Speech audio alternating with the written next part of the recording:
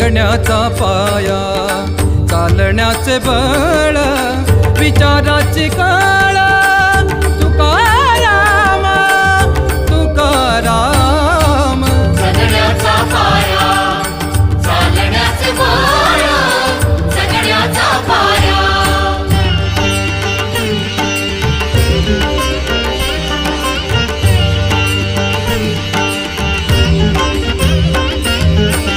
शब्दांचे इमान, अक्षरांचे रान, शब्दांचे इमान, अक्षरांचे रान, अभंगाचे पान.